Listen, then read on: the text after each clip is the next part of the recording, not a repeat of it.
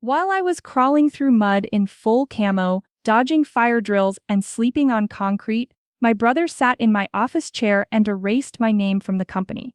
And I swear to God, I didn't even come back for revenge. I came back for what's mine. My name is Riley Carter, and 6 months ago, I owned 22% of Carter Logistics, the freight company my father built from nothing, and that I helped transform into a $50 million operation. Today I own 51%.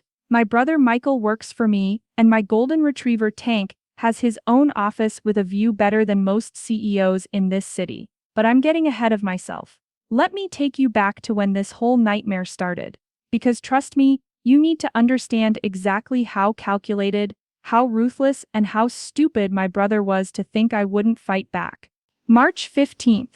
I remember the date because it was Tank's adoption anniversary. My golden retriever was sprawled across my office floor, his tail thumping against the mahogany as I signed the last procurement contract before my deployment. Army Reserve duty called, 2 weeks of training that would turn into 4 months of active deployment when our unit got emergency orders. Michael leaned against my doorframe that morning, designer suit crisp, that practiced smile he used on investors plastered across his face. "Don't worry about anything here, Riley. I've got it covered."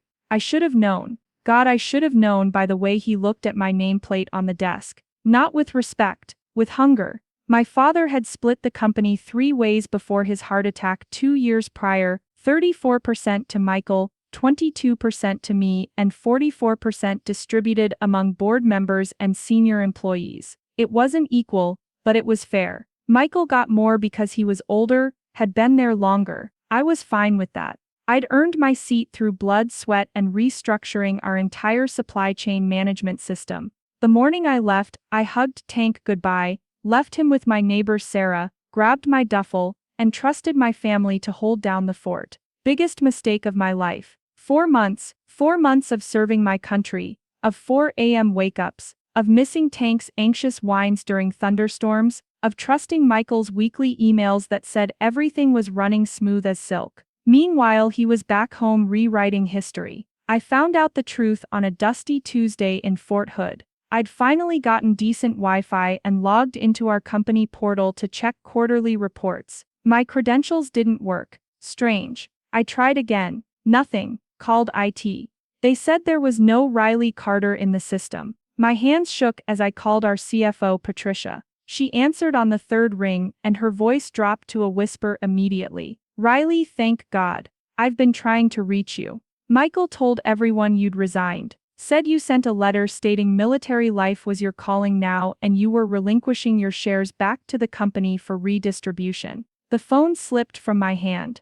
Tank's photo on my lock screen stared back at me from the dirt, and I realized my own brother had declared me professionally dead while I was very much alive, serving the country that gave us the freedom to build this company in the first place. Patricia's next words made my blood run cold. "Riley, there's more." He showed the board documentation, power of attorney papers with your signature, bank transfers showing you'd accepted a buyout. She paused, and I could hear her breathing heavily. "He even had your dog tags sent back to the office. Told everyone you'd gone full military, cutting all civilian ties." Dog tags. My spare set that I'd left in my desk drawer for emergencies. My brother had literally staged my corporate death while I was eating MREs and training soldiers in supply chain logistics for combat zones. Quick pause here. Comment below where you're watching this from. I know I'm not the only one who's been betrayed by family. Let me know down there.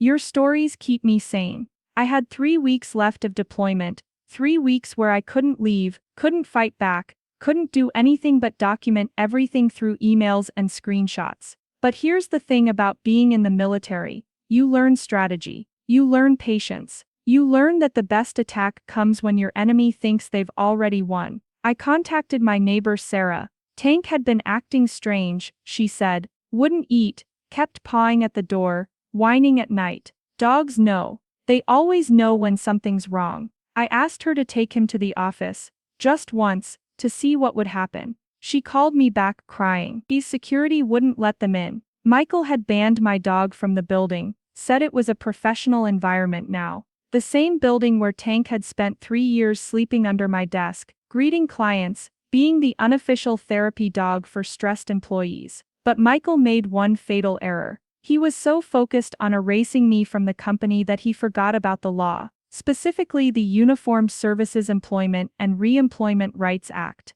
USERRA, the federal law that makes it illegal to terminate, demote, or disadvantage any employee due to military service. My roommate at the base was a JAG officer. Lieutenant Colonel Martinez took one look at my documentation and whistled low. "Your brother just handed you a loaded weapon, Carter. Question is, how much damage do you want to do?" "All of it." I wanted to do all of the damage. But I had to wait 3 more weeks of pretending I didn't know, of Michael sending his fake concerned emails about how the board made the decision and he fought for me but couldn't stop it. 3 weeks of planning every move, documenting every lie, building a case that would bring him to his knees. The night before I flew home, I got another call, this time from my father's old secretary, Diana. She was crying. "Riley, Michael's planning to vote you out permanently at next week's board meeting. He's got enough support. I'm so sorry. Your father would be spinning in his grave." That's when something snapped. Not broke, snapped into place, like a rifle being locked and loaded. I landed in Denver at 6 a.m. on a Thursday. Sarah picked me up with Tank, and I've never felt a dog shake with joy the way he did. He wouldn't leave my side, kept pressing his 100-pound body against my legs like he was afraid I'd disappear again. Maybe he was right to be afraid. I didn't go home. I went straight to the offices of Steinberg and Associates, a law firm that specialized in veteran affairs. Robert Steinberg himself, Vietnam vet, Purple Heart recipient, took my case pro bono after looking at the evidence for exactly 12 minutes. "Miss Carter," he said, adjusting his wire rim glasses, "your brother didn't just violate USERRA. He committed fraud, forgery, and about 6 other felonies I can name off the top of my head.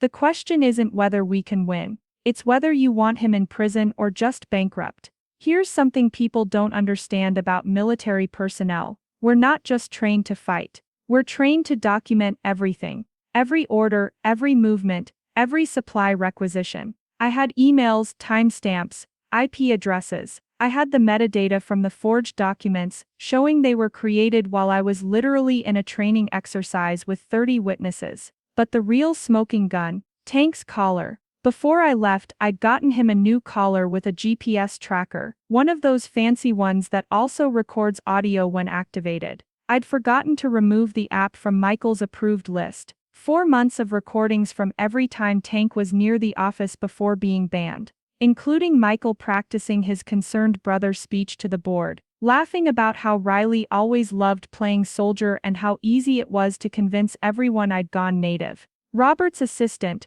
a young paralegal named James, with kind eyes and a bronze star on his desk, helped me sort through everything. He worked late nights, brought coffee, and when Tank growled at a particular recording of Michael's voice, James scratched behind his ears and said, "Good boy. You know a villain when you hear one." We filed the USERRA complaint on a Friday. By Monday, Carter Logistics had received a federal investigation notice. By Tuesday, Michael was calling me non-stop. I let Tank listen to the voicemails. He tilted his head at Michael's panicked voice, probably wondering why the bad man sounded scared now. Wednesday, I finally answered, "Riley, this is insane. You're destroying the family business over a misunderstanding." "A misunderstanding? You told people I was dead, Michael." "I never said dead.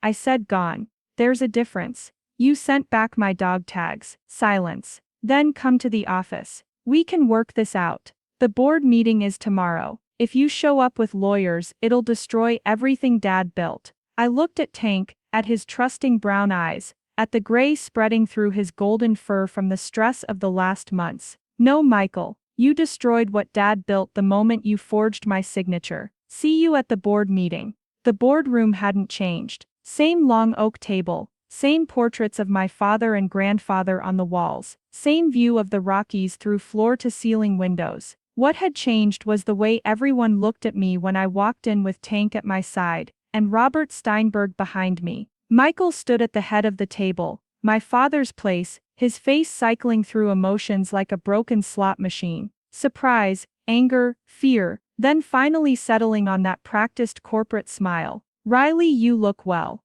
The military's been good to you. Federal prison won't be good to you, I replied, taking my old seat. Tank settled at my feet, eyes locked on Michael. The board consisted of 8 members, including Michael and myself. I recognized most faces, people who'd watched me grow up in this business. Patricia gave me a small nod. Diana was crying silently. But 3 new faces, Michael's recent additions, looked at me with cold calculation. Michael cleared his throat. Before we begin, I think we need to address the elephant in the room. Riley has been gone for 4 months, during which time she showed no interest in company operations. I was deployed, serving our country. You abandoned your position. You sent formal resignation. Robert stood, placing a thick folder on the table. My client sent no such thing. What we have here is evidence of fraud, forgery, and violation of federal law, specifically, the Uniformed Services Employment and Reemployment Rights Act, which guarantees Michael cut him off. She's clearly emotionally unstable. Look at her, bringing a dog to a board meeting. This is what military service does to people. PTSD, paranoia. She needs help, not a boardroom. The words hung in the air like poison gas. Tank's growl started low, barely audible, but every person in that room heard it. I put my hand on his head, feeling his tension, his loyalty, his readiness to defend. You want to talk about stability, Michael? I stood slowly. Let's talk about stability. Let's talk about the procurement contracts I negotiated that keep this company profitable. Let's talk about the supply chain system I built that you couldn't maintain, which is why we've lost 6 major clients in 4 months. That's not. Let's talk about how you've been embezzling funds through shell companies in Nevada. I pulled out my phone, showing bank records. Yeah, I found those too. Amazing what you can discover when you have 4 months of deployment downtime and a forensic accountant veteran buddy who owes you a favor. The room erupted. Board members demanding explanations, Michael trying to speak over everyone, Tank barking once, sharp and commanding, silencing everyone. That's when I collapsed. The stress, the jet lag, the adrenaline crash, it all hit at once. The last thing I remember was Tank's face over mine, his warm breath, James's voice calling for medical, and Michael saying something about this proving his point about stability. I woke up in the hospital 3 hours later. Dehydration and exhaustion, the doctor said. Normal for returning service members. James was there, Tank beside him, despite hospital regulations. Apparently Tank had refused to leave, and James had convinced them he was a service dog. The board postponed the vote, James said softly. Michael tried to use your collapse as evidence, but Robert played the recordings from Tank's collar, the ones where Michael explicitly discussed forging documents. I scratched Tank's ears, feeling his tail thump against the hospital bed. How bad? 3 board members walked out. Patricia called Michael a disgrace to your father's memory. Diana threw coffee at him. James paused, a small smile playing at his lips. It was beautiful. And the vote, tomorrow. If you're up for it. Robert says, we have enough for criminal charges regardless, but the corporate control vote is 50-50 right now. 1 swing vote. Harrison Blackwood.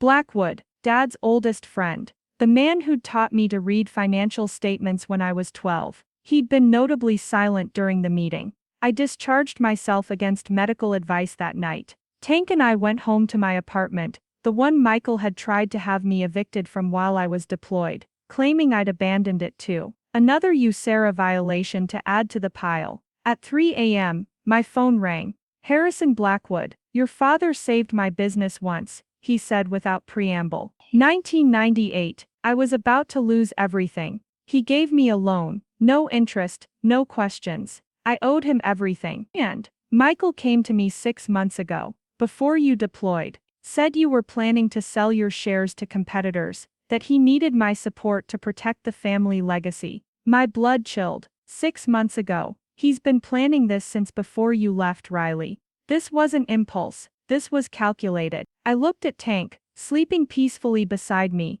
unaware that my brother had been plotting my corporate assassination while sharing family dinners, while toasting at Christmas, while I was helping him plan his wedding. Harrison, I don't want revenge. I want my seat at the table. I want the company my father wanted me to help run.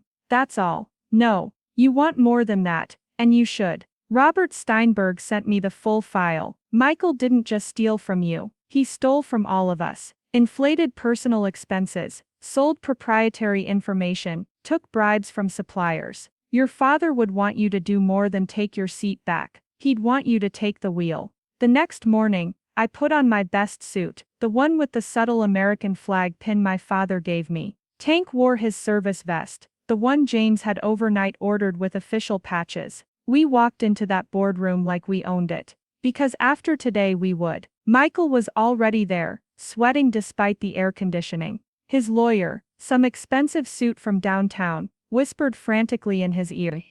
The board filed in slowly, tension thick enough to cut. Robert spoke first, laying out the USERRA violations, the evidence, the criminal implications. Michael's lawyer tried to counter, but every argument fell apart against documentation. Then Harrison stood. I moved to remove Michael Carter from his position as CEO, effective immediately, pending criminal investigation. Seconded, Patricia said instantly. The vote was brutal. One by one, board members who'd eaten at Michael's table, who'd taken his bonuses, voted against him. Only his 3 recent additions supported him. 5-3. Furthermore, Harrison continued, I moved to reinstate Riley Carter to her full ownership position with back pay, damages as determined by federal guidelines, and additional voting shares as compensation for defamation and emotional distress. Michael exploded. You can't do this. This is my company. I built this. No, I said quietly, standing. Dad built this. I helped grow it. You tried to steal it, and you failed. Tank stood with me, pressing against my leg, steady and solid. How much? Michael demanded. How much in damages? Robert smiled, the kind of smile that made opposing lawyers sweat. Federal penalties for USERRA violations, plus state fraud charges, plus civil damages. Conservative estimate, $12 million. That's if you settle. If we go to trial, if this goes public, if your wedding gets called off, because your fiancé finds out you committed federal crimes. Much more. Michael's lawyer whispered urgently. Michael's face went from red to white to gray. I don't have 12 million liquid. No, I said. But you have 34% of the company. You sign it over. 29% to me. 5% distributed to the employees you've been underpaying. That would give you 51%, controlling interest. Yes. The room waited. Tank's breathing was the only sound. Finally Michael picked up the pen. 3 months later, I sat in what used to be Michael's office, now mine. Tank's bed occupied the corner where Michael's golf trophies used to be. The company was different now. Better. We'd won back 4 of the 6 lost clients, and added 12 new ones. Turns out, being a veteran-owned business with a CEO who actually served open doors Michael could never touch. He still worked here. That was my one mercy. Not out of kindness, but strategy. Michael was brilliant at sales when properly supervised, so now he reported to Patricia, worked from a cubicle, and attended mandatory ethics training every Friday. His wedding had been called off, obviously. His fiancée had opinions about federal fraud. James knocked on my door. Somewhere in the chaos, the paralegal with the kind eyes had become our new legal counsel. And maybe something more, though we kept that quiet. Professional boundaries and all. The Journal wants a statement about the settlement, he said. Tank immediately going to him for scratches. Tell them Carter Logistics is focused on the future, not the past. And Michael's request for a raise. I laughed. Actually laughed. Tell him to check back, after his 5-year non-compete clause expires. That night, Tank and I walked through the warehouse, watching trucks load for morning routes. My father's photo hung in the lobby, and I liked to think he'd be proud. Not of the revenge, but of the restoration. My phone buzzed. Michael. I almost didn't answer, but curiosity won. I know you hate me, he started. I don't hate you. I nothing you. Silence. Then I was going to give it back. After you got settled in civilian life. I just thought no Michael. You thought I was weak. You thought military service was me running away instead of serving. You thought wrong. Dad would have kicked your ass himself. Goodbye Michael. I hung up, looked at Tank, his golden eyes wise and patient. We'd both been through hell and back. But we'd come home, we'd fought for our place, and we'd won. The office was quiet now, just the hum of servers and distant traffic. Tank and I stood at the window, looking out at the city lights, at the empire we'd protected. You know what, boy? I said, scratching behind his ears. We didn't come back for revenge, we came back for our seat. But sometimes, getting justice means taking the whole damn table. Tank wagged his tail, and I swear he smiled. Because here's the truth about family betrayal. Blood doesn't mean loyalty. Service does. Integrity does. And sometimes, the family you choose, the battles you fight, and the golden retriever who never doubted you. That's worth more than any brother who tried to bury you while you were busy defending the country that gave him the freedom to betray you. Would you have walked away or burned it all down and built something better? Drop a fire emoji if you'd fight like I did. A heart if this story hit home. And tell me in the comments where you're watching from. I read every single one. Don't forget to like, subscribe and hit that notification bell. Because this was just the beginning. Michael's trying to start a competing company now. And well, let's just say Tank and I aren't done protecting what's ours. Until next time, remember, document everything, trust your dog's instincts, and never ever underestimate someone who's been trained to survive. This is Riley Carter, CEO of Carter Logistics, signing off. And Tank says woof.